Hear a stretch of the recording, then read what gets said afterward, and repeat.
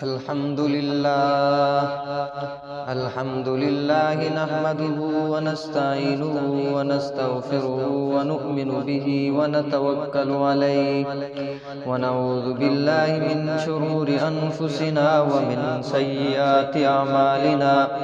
من يهده الله فلا مضل له ومن يضلله فلا هادي له ونشهد أن سيدنا ومولانا محمدا عبده ورسوله اما بعد۔ میرے واجب الاحترام بزرگوں اور معزز ساتھیوں،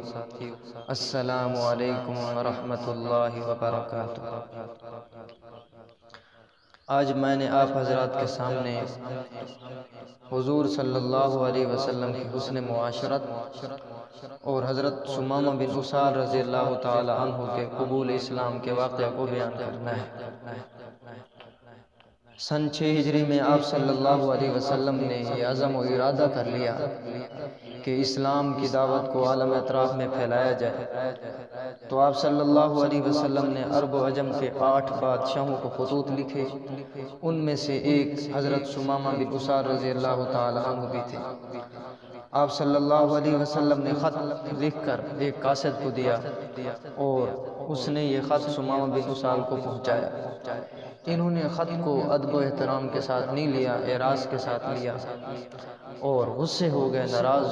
غصے ہوئے بہت زیادہ، اور یہ کہنے لگے کہ نعوذ باللہ من ذالک، میں حضور صلی اللہ علیہ وسلم کو قتل کر دوں گا اور آپ کی دعوت کو ختم کر دوں گا۔ لیکن ان کے چچا زاد بھائیوں نے انہیں منع کیا کہ آپ اپنے اس ارادے سے باز آ جائیں۔ بہرحال اللہ تبارک و تعالی نے آپ صلی اللہ علیہ وسلم کو ان کے اس شر سے محفوظ رکھا۔ لیکن اس سے تو یہ حضور صلی اللہ علیہ وسلم سے تو یہ باز آ گئے، لیکن آپ صلی اللہ علیہ وسلم کے صحابہ کو انہوں نے تکلیف پہنچائی۔ وہ ہوا کچھ یوں، آپ صلی اللہ علیہ وسلم کے چند صحابہ ان کے ہاتھ میں لگ گئے تو انہوں نے ان کو پکڑ کر شہید کر دیا۔ آپ صلی اللہ علیہ وسلم کو مدینہ منورہ کے اندر جب اطلاع ملی تو آپ صلی اللہ علیہ وسلم نے ان کے خون کو حدر کر دیا اور اعلان کیا صحابہ کے اندر صبر کرنے کا۔ اس پر کچھ عرصہ زیادہ نہیں گزرا تھا کہ ثمامہ بن اسال نے عمرہ کرنے کا ارادہ کیا، تو یہ اپنے علاقے سے روانہ ہوئے اور انہوں نے جو راستہ اختیار کیا وہ مدینے کے قریب سے گزر کر جاتا تھا۔ آپ صلی اللہ علیہ وسلم نے چند صحابہ کرام کی یہ ڈپٹی لگائی ہوئی تھی کہ وہ مدینہ کے اطراف میں پہرا دیں تاکہ کوئی دشمن آ کر مدینہ پر حملہ نہ کر سکے اور کوئی چور مدینہ کے اندر داخل نہ ہو سکے۔ تو یہ حضرات پہرا دے رہے تھے تو انہوں نے دیکھا ایک شاہ سوار ہے، تو انہوں نے گرفتار کر کے مسجد کے آ کر مسجد کے ایک ستون سے باندھ دیا کہ آپ صلی اللہ علیہ وسلم جو مناسب سمجھے گے ارشاد فرمائیں گے، ہم اس کے آپ صلی اللہ علیہ وسلم حکم کی تعمیل فرمائیں گے۔ آپ صلی اللہ علیہ وسلم گھر سے تشریف لائے، جب مسجد کے اندر داخل ہونے کا ارادہ فرمایا تو آپ نے دیکھا کہ ایک قیدی ہے جو ستون کے ساتھ بندھا ہوا ہے۔ آپ صلی اللہ علیہ وسلم نے صحابہ کرام کو فرمایا اتدرون من اخذتم، کیا آپ کو معلوم بھی ہے آپ کس کو پکڑ کر لائے ہو؟ صحابہ کرام رضوان اللہ علیہم اجمعین نے عرض کیا لا یا رسول اللہ، اے اللہ کے رسول صلی اللہ علیہ وسلم ہمیں معلوم نہیں یہ کون ہے۔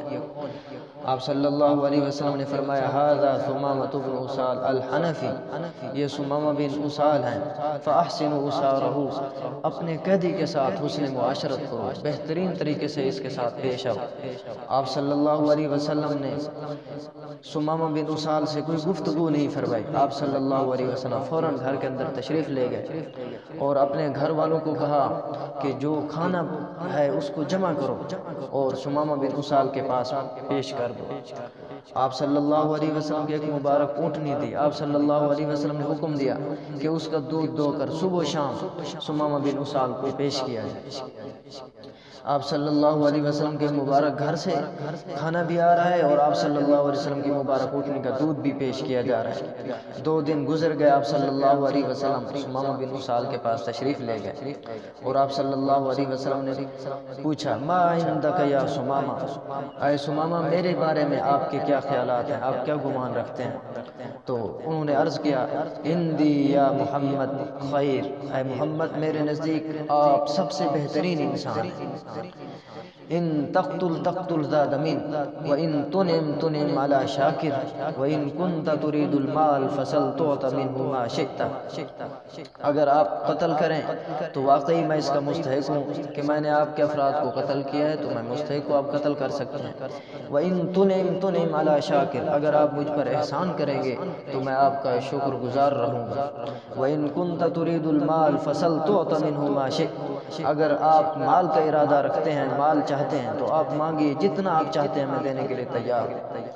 آپ صلی اللہ علیہ وسلم نے آگے مزید کوئی گفتگو نہیں فرمائی، آپ صلی اللہ علیہ وسلم نے ان کو اس حالت پر چھوڑ دیا۔ ایک دن مزید گزرا، آپ صلی اللہ علیہ وسلم دوبارہ تشریف لائے اور یہی سوال کیا، تو جب انہوں نے آپ صلی اللہ علیہ وسلم کی حسن سیرت، صورت، حسن معاشرت اور آپ کے کریمانہ اخلاق کو دیکھا تو انہوں نے پہچان لیا کہ آپ صلی اللہ علیہ وسلم مجھے قتل نہیں کریں گے۔ جب آپ صلی اللہ علیہ وسلم نے پھر سوال کیا ما عندک یا سمامہ، وہی جواب ہندی یا محمد خیر۔ آگے وہ جملہ جو پہلے مقدم کیا تھا اب اس کو مؤخر کر دیا، یوں نہیں کہا ان تقتل تقتل ذا دم، بلکہ کہا ان تنعم تنعم علی شاکر وان تقتل تقتل ذا دم وان کنت ترید المال فسل تعط منہ ما شئت۔ آپ صلی اللہ علیہ وسلم نے اور کوئی گفتگو نہیں فرمائی اور ان کو اسی حال پر چھوڑ دیا۔ جب اگلا دن آیا تو آپ صلی اللہ علیہ وسلم نے پھر یہی گفتگو کی، ان کا یہی جواب تھا۔ آپ صلی اللہ علیہ وسلم نے صحابہ کو فرمایا اطلقوا ثمامہ، ثمامہ کو چھوڑ دو۔ ففکوا وثاقہ، صحابہ کرام رضوان اللہ علیہم اجمعین نے آپ صلی اللہ علیہ وسلم کے حکم کی تعمیل فرمائی اور ثمامہ بن اسال کو رہا کر دیا۔ حضرت ثمامہ بن اسال رضی اللہ تعالی عنہ اپنی اونٹنی پر سوار ہوئے اور سوار ہو کر روانہ ہو گئے اور مدینہ کے آخر میں ایک باغ تھا، وہاں جا کر اپنی اونٹنی کو بٹھایا اور اترے، وہاں جا کر غسل کیا اور عمدہ کپڑے پہنے، پھر دوبارہ آئے اور آ کر مسلمانوں کے مجمع میں علی الاعلان یہ الفاظ کہے اشہد ان لا الہ الا اللہ و اشہد ان محمدا عبدہ و رسولہ، اور مسلمان ہو گئے۔ آپ صلی اللہ علیہ وسلم نے حضرت ثمامہ بن اسال رضی اللہ تعالی عنہ کو خوشخبری سنائی تو ان کا چہرہ خوشی سے جھوم اٹھا، چمک گیا، چہرے پر رونق آ گئی، تو عرض کرنے لگے کہ اے اللہ کے رسول صلی اللہ علیہ وسلم، مجھ سے پہلے غلطی ہو گئی کہ میں نے آپ کے افراد کو، صحابہ کو شہید کر دیا، آپ جو مجھ پر تاوان جاری کرتے ہیں میں دینے کے لیے تیار ہوں۔ آپ صلی اللہ علیہ وسلم نے فرمایا اے ثمامہ ان الاسلام یہدم ما کان قبلہ، اسلام ماقبل کے سارے گناہوں کو معاف کر دیتا ہے، بخش دیتا ہے، بخشش ہو گئی۔ یا ثمامہ آج تیرے اوپر کوئی ملامت نہیں ہے۔ اور عرض کرنے لگے کہ اے اللہ کے رسول صلی اللہ علیہ وسلم، پہلی میری یہ حالت تھی کہ آپ کا شہر مجھے مبغوض لگتا تھا، آپ کا چہرہ مجھے مبغوض لگتا تھا، لیکن اب میری صورتحال یہ ہے کہ آپ کا چہرہ اور آپ کا شہر مجھے سب شہروں سے اور آپ کا چہرہ مجھے سب چہروں سے محبوب ترین لگتا ہے، میرا دل کرتا ہے کہ میں بس آپ کا دیدار ہی کرتا رہوں۔ اور کہنے لگے کہ عرض کیا اے اللہ کے رسول صلی اللہ علیہ وسلم، میں عمرہ کے ارادہ سے جا رہا تھا، اب آپ کیا ارشاد فرماتے ہیں؟ آپ صلی اللہ علیہ وسلم نے فرمایا کہ اپنے ارادہ کو پورا کریں، عمرہ کرو، لیکن اب آپ نے عمرہ شریعت اسلام کے مطابق کرنا ہے۔ آپ صلی اللہ علیہ وسلم نے حضرت ثمامہ بن اسال رضی اللہ تعالی عنہ کو ارکان عمرہ سکھلائے اور یہ چل دیے۔ جب آخر میں جانے لگے تو عرض کیا ہے کہ اللہ کے رسول صلی اللہ علیہ وسلم، اب میں آپ کی ہمیشہ کے لیے مدد و نصرت کروں گا، آپ کے صحابہ کی مدد و نصرت کروں گا، اور جا کر اپنے قبیلے میں بھی اسلام کی ان کو دعوت دوں گا،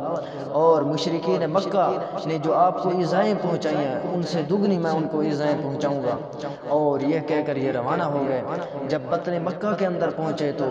بلند آواز سے انہوں نے تلبیہ پڑھا لبیک اللہم لبیک لبیک لا شریک لک لبیک ان الحمد والنعمت لک والملک لا شریک لک۔